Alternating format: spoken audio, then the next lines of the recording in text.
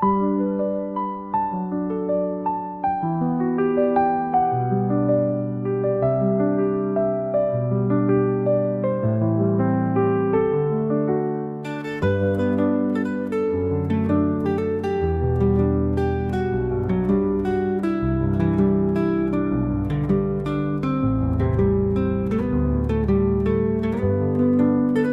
pagpapasalamat ay isang bagay na mabuti ayon sa Biblia. Sa lahat ng mga bagay na tinatanggap natin at patuloy pa nating tatanggapin mula sa Diyos, dapat lamang nakilalanin ang mga ito sa pamamagitan ng taos pusong pasasalamat at pagpupuri.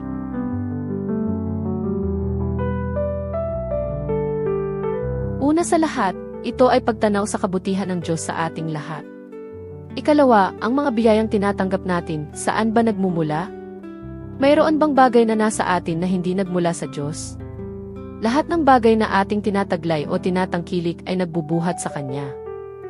Gayon din naman, hindi ba't dapat ding ipagpasalamat ang bawat araw na idinadagdag ng Diyos sa ating buhay?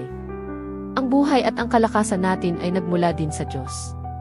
At higit sa lahat, hindi ba't karapat-dapat ding ipagpasalamat ang kaloob niyang mga biyayang espiritual, gaya ng mga salita ng Diyos, ng pag-asa na ibinibigay niya upang tayo ay makapagtiis sa magulo at masalimuot na sanlibutang ito.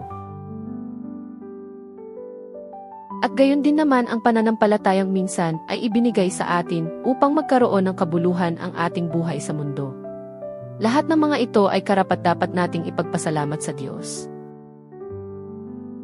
Ayon sa ulat ng Philippine Statistics Authority noong Pebrero 2023, may kinilalang 10 relihiyong sa Pilipinas at ito ay ang sumusunod: Romano Katoliko, Islam, Iglesia ni Cristo, Seventh-day Adventist, Aglipay, Iglesia Filipina Independiente, Bible Baptist Church, United Church of Christ in the Philippines, Jehovah's Witness, at ang Church of Christ. Makikita sa datos na ang Romano Katoliko, Islam at Iglesia ni Cristo ang tatlong nangungunang relihiyon sa Pilipinas. Sa paanong paraan nila na ipapakita ang pagdakila sa Diyos? Maraming debosyon ang mga Katoliko na nagpapakita ng pagkilala sa Diyos. Ang mga ito ay nakaugnay kay Hesukristo, katulad ng Pasko o ang pagdiriwang ng kanyang kapanganakan. Ang kanyang pagpapakita na tinatawag na Epipanya, ang kanyang paghihirap at kamatayan sa panahon ng Kwaresma, at ang Easter o ang kanyang muling pagkabuhay sa ikatlong araw.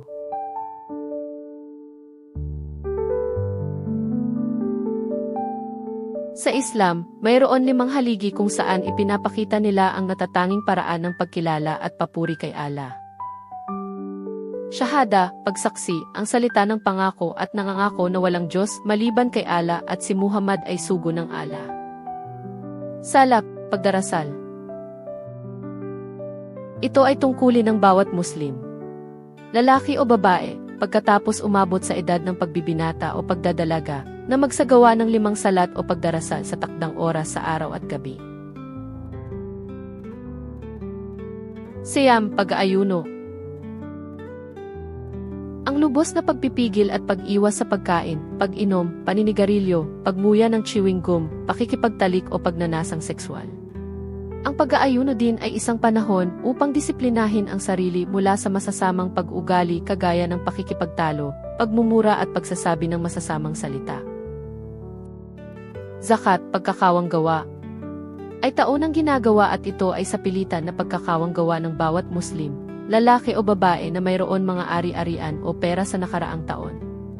Ang kinakailangan na ibigay ng isang Muslim ay 2.5% mula sa sobrang kita upang ipamigay sa mahihirap bilang pagkain kagaya ng bigas o kahit pera. Hajj, paglalakbay Mecca o Makkah. Ito ay isang paglalakbay na espiritual kung saan ang isang Muslim ay nagagawang makalimutan ang lahat ng makamundong bagay at isinaalang-alang ang kanyang debosyon para lamang kay Allah.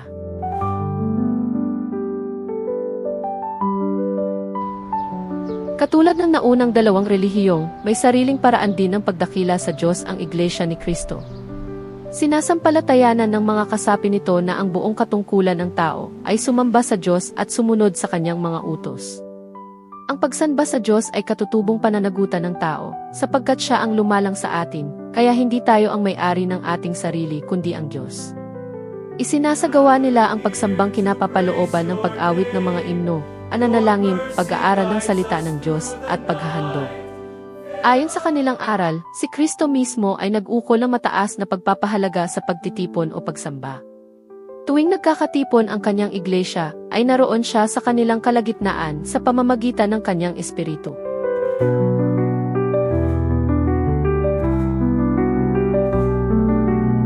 Mula sa iba't ibang tradisyon, debosyon, at paraan ng pagsamba, mananatiling iisa ang nagbubuklod sa puso ng bawat mananampalataya, ang taos-pusong pagkilala at pagpapasalamat sa ating Creator.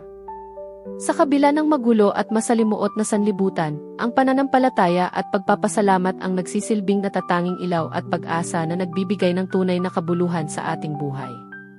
Sapagkat sa bawat hininga, sa bawat biyaya, at sa bawat araw na ipinagkakaloob sa atin, nararapat lamang na ang papuri at dakilang pasasalamat ay ibalik sa Diyos.